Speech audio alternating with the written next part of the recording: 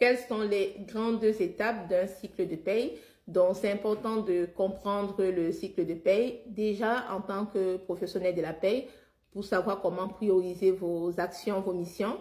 Et en tant que salarié, pour mieux comprendre déjà vos copies de paye et pour savoir aussi à quel moment envoyer vos éléments variables comme les arrêts maladie, les congés, etc. à votre service RH pour que ce soit traité dans les délais tout simplement. Donc, le cycle de paye va commencer en début de mois avec l'envoi de la DSN. Donc, la DSN, c'est une opération, on va dire, qui permet de payer toutes les cotisations auprès des administrations compétentes, dont l'URSSAF, la retraite, la mutuelle, la prévoyance et les impôts, et éventuellement d'autres caisses, hein, s'il y en a. Donc, parce que quand la DSN n'est pas générée et quand les cotisations ne sont pas payées, c'est possible de procéder à des réductions sur les fiches de paye, mais une fois que ces cotisations-là sont payées, ce n'est plus possible. Donc, s'il y a même encore des réductions, ce sera reporté sur la paie du mois N+1, la paie du mois suivant. Donc, une fois que la DSN est payée, cela va marquer la clôture de la paie. Donc, ce sera une nouvelle paie qui sera ouverte. Et selon les logiciels, soit avec le paiement de la DSN, c'est la clôture automatiquement la paie du mois en cours et ouvre la nouvelle paie. Soit il y a une action de clôture de paie à faire et d'ouverture de paye à faire pour que on puisse procéder à la saisie des éléments variables du nouveau mois de paye, donc du mois de paye N. Donc, l'ouverture de la paye va donc commencer par la collecte de tous les éléments variables, la réception et la collecte de tous les éléments variables, à savoir les arrêts maladie, les congés payés, les RTT, les IJSS. Bon, sachant que les IJSS n'ont pas d'impact sur le salaire net en considérant que le salarié a été subrogé. Et si le salarié n'est pas subrogé, ce n'est pas l'entreprise qui reçoit les IJSS, c'est le salarié qui les reçoit directement. Et aussi, il y a les ATD, dont les saisies sur salaire, qui constituent aussi les éléments variables qui sont saisis par les gestionnaires de paye au fil de l'eau. Donc, les gestionnaires de paye vont les saisir au fil de l'eau, au fur et à mesure qu'ils reçoivent ces éléments variables. Voilà. Et ensuite, dans les éléments variables, on va dire, il y a aussi les acomptes qui sont saisis par les gestionnaires de paye, sachant que en tant que salarié, vous avez le droit de demander un acompte de 50% de votre salaire net du mois en cours. Et cet acompte doit vous être payé, on va dire, au plus tard le 15 du mois en cours. Voilà, selon les entreprises. Hein, des fois, dans certaines entreprises, ça peut être payé avant et dans certaines, c'est payé le 15. Et sachant que lorsque vous faites une demande d'acompte, si vous avez une saisie sur votre salaire, il se pourrait que les 50% de votre salaire net ne vous soient pas accordés. Parce que si vous avez une saisie si vous touchez 2000 € net et vous demandez un acompte de 1000 €, alors que vous avez une saisie de 500 €, au final, la saisie vient diminuer le montant des 50% que vous avez le droit de demander comme acompte. Donc, je ne sais pas si c'est clair pour vous. Et sachant bien sûr aussi que lorsque vous avez une saisie sur votre salaire, le montant qui est prélevé va dépendre de votre salaire net ou de la moyenne des 12 derniers mois de salaire proratisé par rapport à votre nombre d'enfants à charge. Donc, le but du prélèvement en cas de saisie sur salaire, c'est qu'on vous laisse un reste à vivre qui correspond au RSA. Voilà. Donc, les gestionnaires de paie vont donc saisir tous ces éléments variables au fil de l'eau. Donc, vous, en tant que salarié, c'est important d'envoyer vos éléments variables au plus tôt pour que ce soit saisi à temps. Parce qu'en considérant que vous êtes payé, on va dire le 28 du mois, les gestionnaires de paie vont saisir les éléments variables. Si vous êtes payé le 28, on va dire le 25, les gestionnaires vont arrêter la saisie des éléments variables pour pouvoir procéder au contrôle paye. Hein. Voilà, parce que lorsqu'on saisit, après, il y a un temps qu'on se laisse pour contrôler les saisies parce qu'on ne fait pas toujours confiance au logiciel à 100%. Donc, les gestionnaires de paie vont contrôler tous les éléments variables qui ont été saisis, les arrêts maladie, les congés payés, etc. Voir si ça se déclenche bien sur les fiches de paie.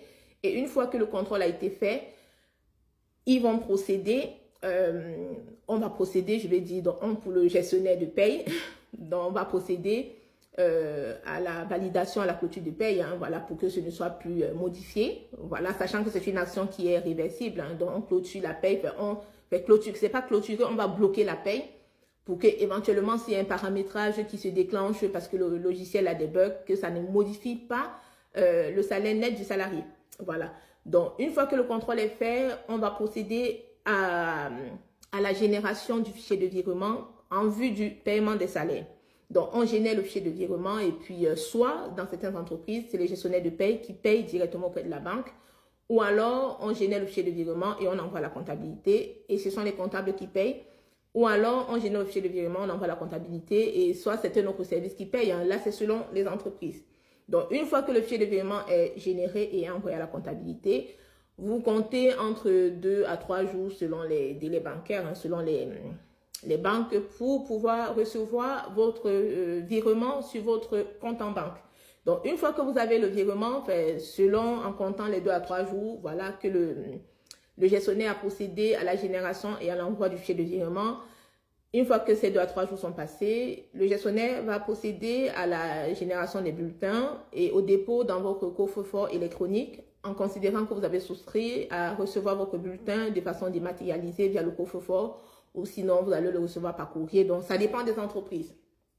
Et une fois que ça c'est fait, le gestionnaire de paie va vérifier s'il n'y a pas des embauches en fin de mois ou des STC en fin de mois parce que lorsque vous êtes payé le 28, cela suppose que le gestionnaire de paie a clôturé sa saisie, on va dire, le 25 pour pouvoir procéder au contrôle, générer les fichiers de virement. Donc, s'il y a eu des embauches le 28, bah, dans ce cas, ces personnes-là ne sont pas passées dans les virements du 28. Ou s'il y a eu des STC le 31, il se pourrait que le gestionnaire de paie les ait mis de côté pour vérifier si le salarié a bien travaillé jusqu'à la fin du mois avant de procéder au virement de son salaire. Donc, une fois que les virements de ceux qui sont payés le 28 est passé, voilà, il va vérifier les embauches en fin de mois, les STC, solde de tout compte en fin de mois. Il va traiter donc ces embauches-là et puis ces départs en fin de mois. Et puis, il va générer aussi un autre fichier de virement pour envoyer la comptabilité en vue du paiement.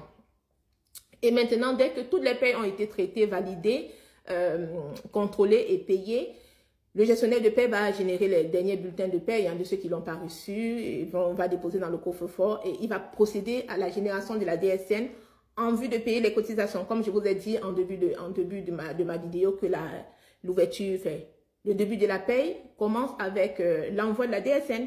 Donc, une fois que tout ça est fait, le gestionnaire de paie va générer la DSN, va contrôler la DSN pour vérifier si les cotisations qui remontent dans la DSN sont conformes aux états des cotisations qui sortent de la paie, dont les cotisations URSSAF, retraite, mutuelle prévoyance, les impôts, éventuellement d'autres cotisations s'il y en a. Si tout ça c'est correct, le gestionnaire de paie va donc payer toutes ces cotisations-là, dont l'URSSAF, la retraite, etc. Selon les effectifs, hein, parce que dans certaines entreprises, la mutuelle est payée au trimestre, la mutuelle et la prévoyance, dans d'autres, ils l'ont mis au mois. Donc, il va payer selon comment le fonctionnement habituel de l'entreprise.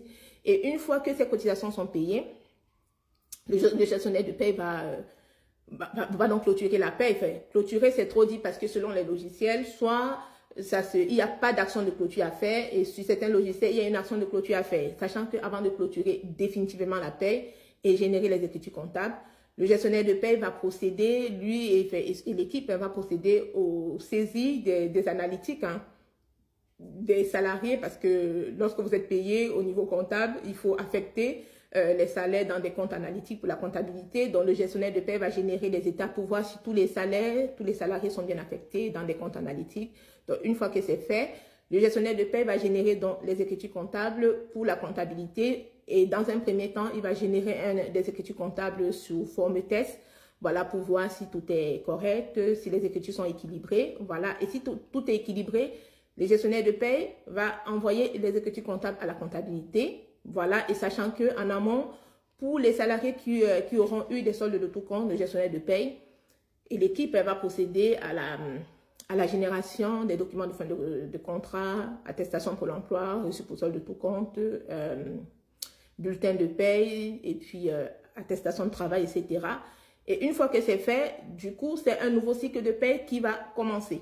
Donc, j'espère que mes explications sont claires pour vous, hein, parce que là, j'arrive aux 10 minutes de la vidéo. Donc, n'hésitez pas à liker la vidéo, à la partager, à la recommander, à vous abonner si ce n'est pas encore fait. Et je vous dis à très bientôt sur Joyce RH. Ciao!